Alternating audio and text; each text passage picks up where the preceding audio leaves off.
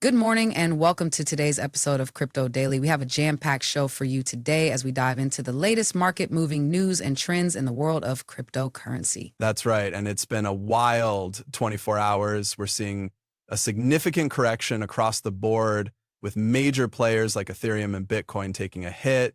Let's start with the biggest story of the day. Ether is heading towards a massive $340 million on-chain liquidation.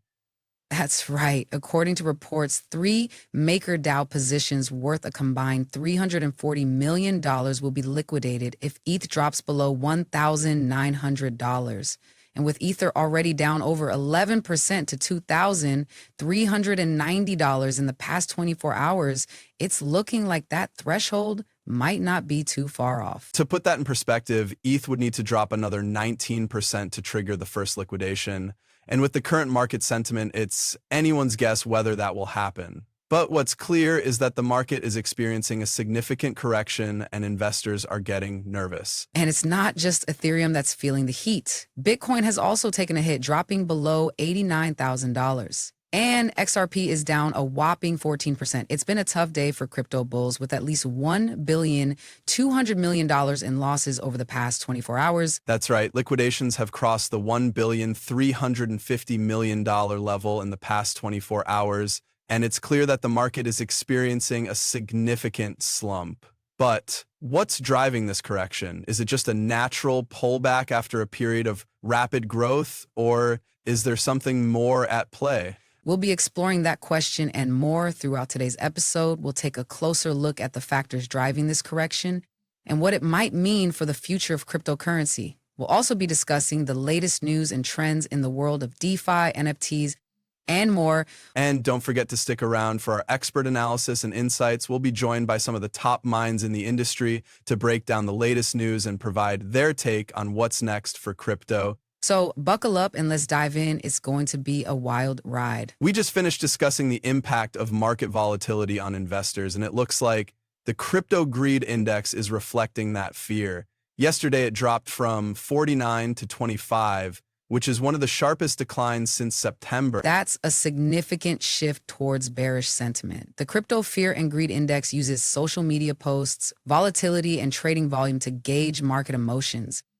A drop like this suggests investors are getting increasingly anxious about the market's direction. This anxiety is likely fueled by the recent 10% market drop. When investors see their portfolio shrinking, it's natural to feel a sense of fear or unease. But as we discussed earlier, it's essential to keep a level head and not make impulsive decisions based on short-term market fluctuation. Absolutely. Building on what we discussed earlier, it's crucial to have a long-term perspective and not get caught up in the emotions of the moment. Speaking of which, there's been some interesting developments on the regulatory front that could have a significant impact on the market. I'm intrigued. What's happening? Our strategy CEO, Michael Saylor, met with the SEC's crypto task force on Friday to discuss regulatory reforms in the U.S.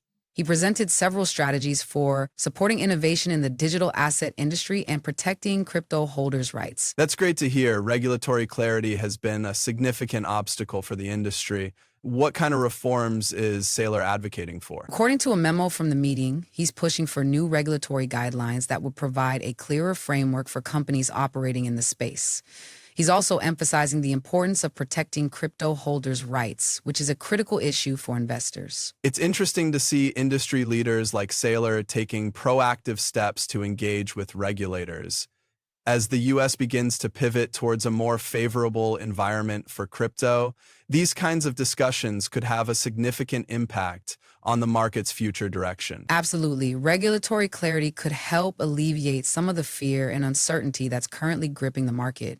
It's essential to keep an eye on these developments and see how they unfold in the coming weeks and months. We just discussed how institutional investors are slowly but surely entering the crypto space, and today, it seems like the market is correcting itself as we're seeing some major losses across the board. Bitcoin has crashed below $88,000, with Ethereum, Solana, and XRP all experiencing double-digit loss. Yes, and Dogecoin isn't faring any better. It's down significantly as well. This is quite a sudden downturn, especially considering the gains we saw just last week. Analysts are pointing to a combination of factors for this decline, but it's hard to pinpoint a single cause. That's always the case in crypto, isn't it? The market is constantly reacting to various external factors, but what's interesting is how this downturn is affecting the broader market. We've seen altcoins follow Bitcoin's lead before, and this time is no exception. Exactly. And speaking of institutional investors, it's worth noting that not everyone has been deterred by this volatility. Citadel Securities, for example, is making a play for crypto trading after years of skepticism. That's a big change of heart, especially considering Ken Griffin's past comments on crypto. He once called it a jihadist call against the US dollar, but it seems like he's finally come around, and Citadel Securities is now planning to enter the crypto trading space. Yes, and this isn't just a casual entrance. Griffin hinted at these plans at the 2025 UBS Financial Services Conference, and now Bloomberg is reporting that the firm aims to make a significant push into crypto trading.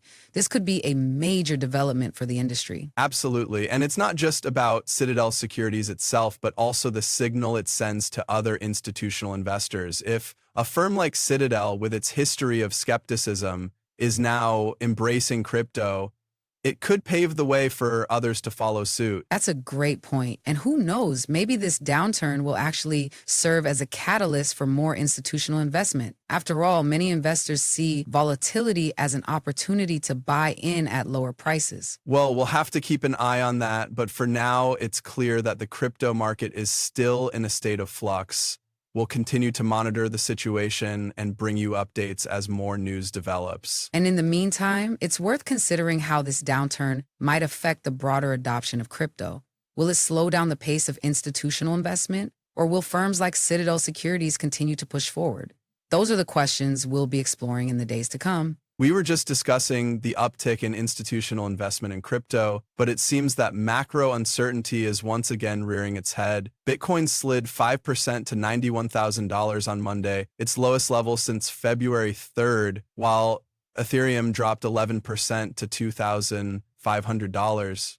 That's right. The decline in crypto comes as U.S. equities weakened, with the NASDAQ composite shedding points. It's clear that investors are reacting to renewed trade tensions and a sharp decline in technology stocks, fueling broader risk-off sentiment across markets. Building on what we discussed earlier, this drop could be a litmus test for the institutional investors who have been pouring into crypto. Will they hold steady, or will we see a mass exodus? Speaking of investor behavior, it's worth noting that Bitcoin traders are buying the dip as the price slips below $88,000.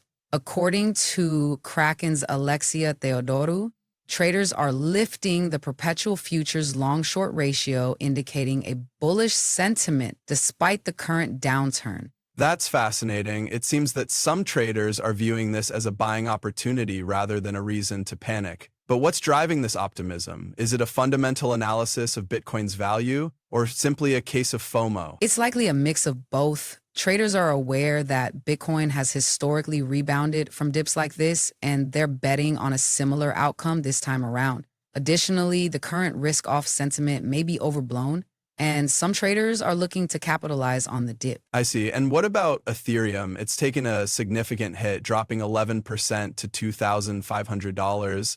Is this a sign of a larger issue with the altcoin market? Not necessarily. Ethereum's decline is largely in line with the broader market downturn. However, it's worth noting that Ethereum's price has been more volatile than Bitcoin's in recent months, so this drop may be more pronounced. That's a good point. As we continue to monitor the situation, it's clear that the crypto market is once again at the mercy of macroeconomic forces, but with traders buying the dip, it's anyone's guess what happens next. Absolutely. One thing is certain, though. The crypto market is never boring. I think it's interesting to see how some investors are taking a contrarian view of the market despite the recent downturn. We saw earlier today that Japanese firm Metaplanet purchased an additional 135 Bitcoin for $13 million mere hours before the price dropped. That's right. And what's even more striking is that they acquired those Bitcoins at an average price of $96,185 per coin. That's significantly higher than the current market price. You have to wonder if they're taking a long-term view or if they're just trying to time the market. It's also worth noting that this purchase brings their total holdings to 2,235 BTC, which is approximately $196 million at current prices. That's a significant stake in the market. I think it's clear that Metaplanet is bullish on Bitcoin, despite the recent price drop. And it's not just Metaplanet that's making waves in the market. We also saw significant outflows from U.S. Bitcoin ETFs on Monday, with $516 million leaving the funds. That's the second biggest outflow of the year. That's right, and I think it's interesting to see how the basis trade has dropped below 5%. This could be a sign that investors are losing confidence in the market, at least in the short term.